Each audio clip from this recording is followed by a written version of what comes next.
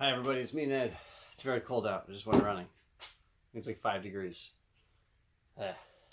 Makes me feel, when I come back inside, it makes me feel super hot. My skin, everything. As I warm back up. Anyway. Morphos Rosé! This is what I'm going to drink now. To try to take the chill off? I don't know. Whatever. Anyway. 2018. So this is super fresh. Last year's vintage, just released. Like last year, this is 100% Merlot. This is grapes that Brian got from upstate New York. Brought back, let ferment naturally with wild yeast. Look at how frothy that is. And this, like, it's cloudy, but the sediment has very much settled to the bottom of the bottle. So, like, there's no large, like, heavy sediment in it right now. This had less skin contact than the year before. Now I'm second guessing myself and being like, wait a minute, was this Long Island? Is this Long Island?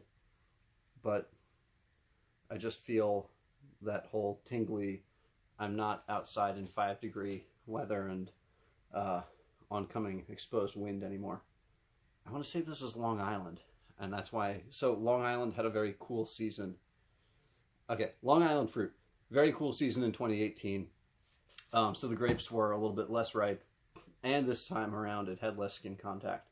So it's a brighter, fresher Morphos Rosé than last time, and they're less explodey. The 2017 bottles, you'd pop them and they'd pop, and you'd get like half the bottle in your face.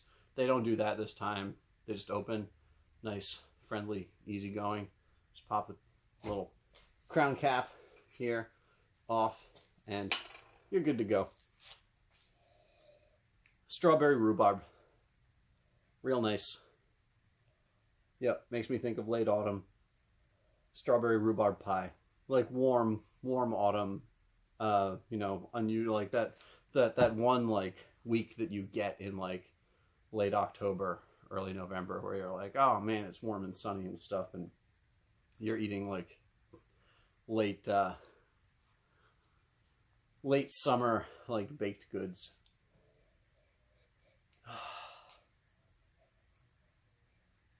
Yeah, mostly fruit, not really particularly floral. It actually smells a little bit like baked goods. That's why I'm thinking strawberry rhubarb pie, because there's like a toasted quality to it too. It makes me think of like a little, like, toasted puff pastry thing. Toasted butter. Hungry now.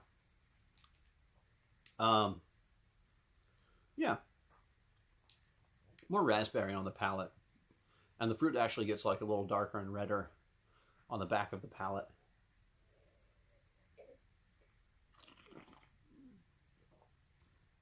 The frothiness is great.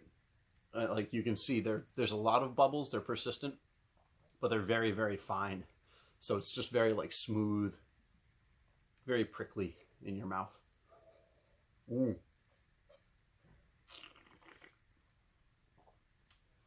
Yeah. Raspberry, strawberry, nice, delicate, elegant, I would call this. The finish, then you get some of the, like, the yeast that's in there, not in a big way, but it just sort of, like, makes the wine more interesting, a little bit more dynamic, broadens out the palate. And I'm sticking with the rhubarb thing because it's a tiny, tiny bit herbaceous. Like a little bit of a, it's not bitter at all, but it's that little bit, like, peppery, spicy, like, vegetal kind of, like, thing that's really nice here because there is a lot of fruit flavor and, like, it's a broad, like, textured mouthfeel and stuff and palate.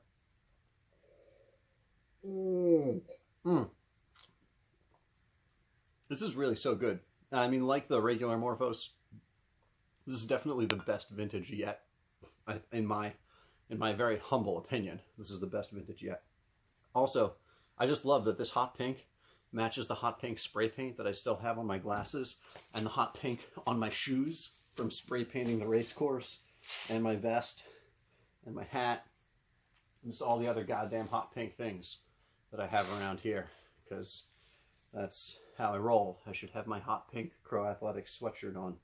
Anyway, whatever. I'm gonna go drink this. It's lovely. I think Brian made something like 400 cases this year for America. So go get it, America.